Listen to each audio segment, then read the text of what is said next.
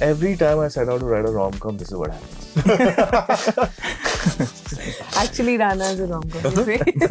Started off as a rom-com. Rom-com. And it all changed. Yesterday, Abhishek kept pointing out, it's like, this is the only pan-Indian show that's around. I was like, yeah, that's probably true. At least Hindi had seen a lot more shows before. For the Telugu audience, it's pretty much the first big show that kind of came out. Well, Rana Naidu is the darkest version of the Rana Daggubati you can find.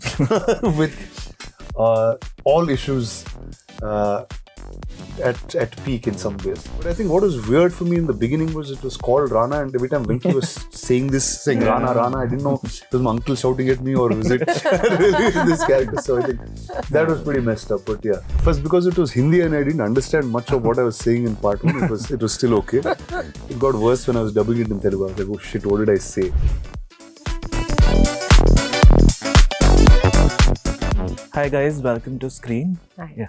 So Rana, I want to start by asking you that now that you've done it enough, have you gotten used to cursing your uncle on screen?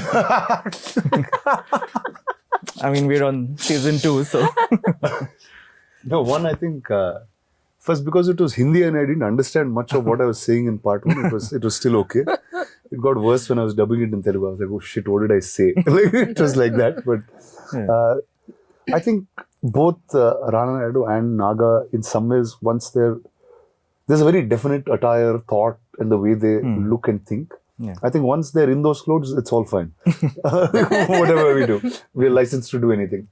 Otherwise, it's very difficult to curse Venki, sir. He's just like the most adorable person. Yeah. So there was this interview of Akshay Khanna in which he said that he was talking about working with his father on screen. He's done it only once, and he said, I can never do it again. Not because he's my father, but because he's such a great actor that he just consumes everyone that's on screen. So how is Venki sir as a scene partner? No, when I think from the time I kind of made it as an actor, I thought at some point I'm going to work with him, and I was really looking forward to what that project or film or show would be. And I think this was something that's so unique that came. I mean, it was so different from what he does, different from what I do. And the fact that these characters can just go on, right? Because they just started on these super opposite ends. And you can just travel with these guys to multiple seasons, shows, whatever you want. I think that was what's really fun. And I think as a co-actor, he's pretty phenomenal, and he charges us to make sure that we're better each time. Yeah. So Tanya, when you were planning Rana Naidu the season, for the first season, were you aware of Karan's work, and how did you really scout this talent? I mean, it's a little difficult to not be aware of Karan's work. He's done some stellar work, and we're doing a lot of work with him. So we don't just like know his work, we love his work, and we intend to keep him really busy. So we're really happy we're partnering with him on Rana Naidu, the franchise, as well as, there's Glory, which we announced during Next on Netflix. Yeah. So Karan's style of storytelling, I think, is something audiences love, which is a really good combination of very interesting characters and complex plots that you just can't put down. That's the perfect binge experience. Yeah, true. So as she said it, and you've been associated with streaming since its inception in India now. So if you had to tell me, or if you tell people who are making movies for theaters about one thing that they should learn from streaming, because you have almost like 100% success record on streaming. What is it that theaters can learn from streaming? Well, the one time I tried theatre, I didn't do very well, did I? So I wouldn't want to go around giving advice on people who are making films for theatre. But I think, I do feel films have become predictable in their form because it's like 2.5 hours, and it's a lot of formula is always applied because there's a certain legacy which streaming was unshackled by when we started.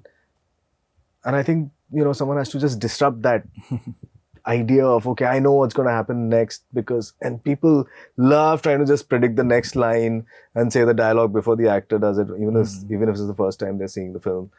I think, that disruption is really required. Yeah, maybe you should make some movies now. Maybe for Netflix. He may not have time. I tried. So, since Rana Naidu is a lot about family, even like flawed families, have you watched the show with your family, with your extended family? How have they reacted to it? All of them watched it independently. Okay. And I think season 1, we were also edgy about how it ends up. And Yeah. so, I mean, the kids watched it all together. The younger generation all watched it together. But mums, grandmoms and all watched it independently Yeah, by that's themselves. the joy of streaming. That's the joy also, of streaming right? also. But have you gotten any reactions from Nagarjuna, Naga Chaitanya, Shobita, anyone who are also actors in the family? I think everybody, whoever was, whether it's in the family or not, Yeah. the show was so new, so unique in terms of where it was. And at least Hindi had seen a lot more shows before. For the Yeah. Telugu audience, it's pretty much the first Correct. big show that True. kind of came out. And yesterday, Abhishek kept pointing out, it's like, this is the only pan-Indian show that's around. I was like, yeah, that's probably true. Yeah. Yeah. And I think that was what was fun. There was a huge shock value. B, there was a family that you hated everybody, but you just wanted them to be together in some strange way. Yeah. So I think that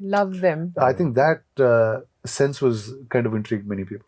Yeah, and how befitting, because you started doing Hindi films much before anyone from your industry did in your generation. So how befitting that you were headlining this pan-India show. Well, I'm happy that I got to be part of this. Yeah.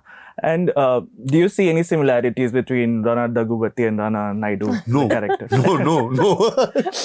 Well, Rana Naidu is the darkest version of the Rana Daggubati you can find, with all issues at peak in some ways.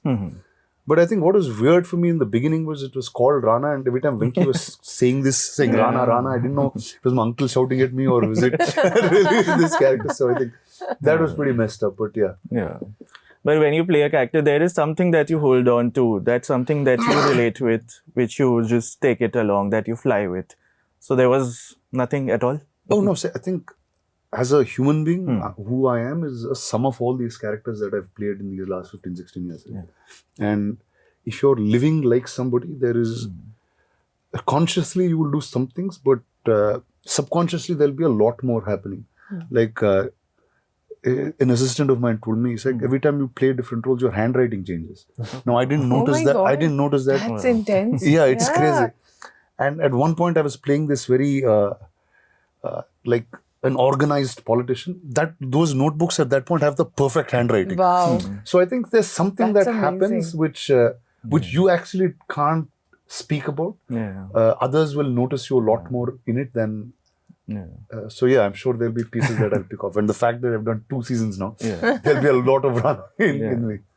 Somehow I can't imagine Rana Naidu writing. Yeah. But Rana Daggubati writes a lot. So when Rana Naidu first came out, it wasn't the best reviewed show of the lot, but it was trending on Netflix for weeks and in the top 10. And we've seen shows like that, like The Royals or Mismatch, which have been renewed for more seasons. Yeah. So do you sometimes, as the series, do you grapple with this dissonance between reviews and algorithm, or reviews and love from the audience? Because even like people who make movies for theaters, they do. Of course. I mean, love from everyone is critical, right? That's human nature. You seek that affirmation at some level. But I think if I have to, like in terms of a stack order, I think we're very clear in our audience first thinking. It is the love of the audience that, matters to us. It is, of course, critical acclaim is something that really positions some of our shows so high. When we see a Scoop winning in, Busan, and we see our shows like Veer Das winning an Emmy for us, international Emmy for us, feels damn good.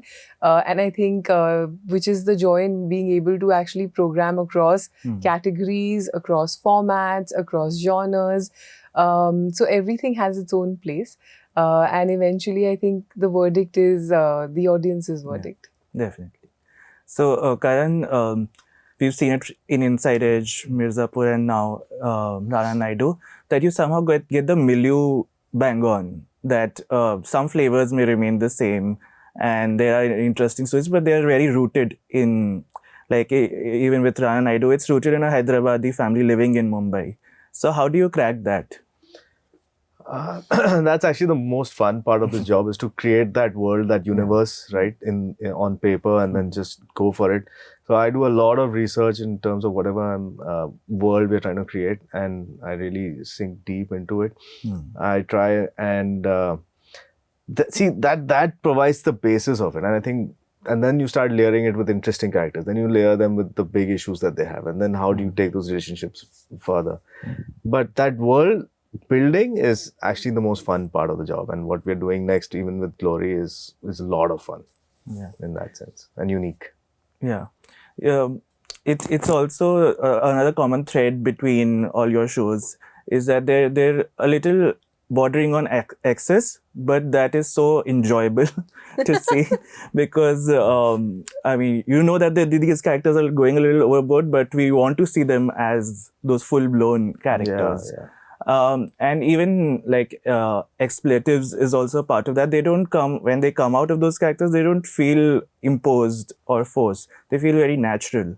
So do you think how do you think that I can push it this far but not beyond that? You actually say those lines out loud and you feel it out a little bit, and you hear real people say stuff like that all the time. I don't think any of this is outside of reality, and there's a certain rhythm to it, which makes it real. If it's forced, you gotta just have the ear, and that's the skill, I guess. Like, you just have the ear to know whether something is sounding authentic or not. And, that authenticity is always present. And then you make it hyper real in terms of pushing for the excess, whether it is like, shooting people down or stabbing them in the eye or whatever it is. Like, it's just keep it authentic. That balance between authenticity and that little excess is I wanted to add something. I don't think in a story anyone really goes out saying, I'm going to have, violence, or I'm going to have expletives. I think it is really within the realm of the story, and the story guides you also to an extent. I mean, Karan can keep me honest here. So I think that is, not every story needs to have it, but some stories, sort of the world demands it. And it is an experience that comes together in its various parts. Every time I set out to write a rom-com, this is what happens. Actually, Rana is a rom-com, you say? Started off as a rom-com. And then it all changed. I just thought it'd be a little nice, cute family thing. story. Like a little sitcom. And then you just like... And then the characters just start doing things. You're not, I mean, you don't have a hand in it at all. No, imagination only, that's it. Well, looking forward to season 2. Thank you. I hope it's the rom-com that we set it out for. But, Thanks. Thank you Thank you so Thank you so much. much.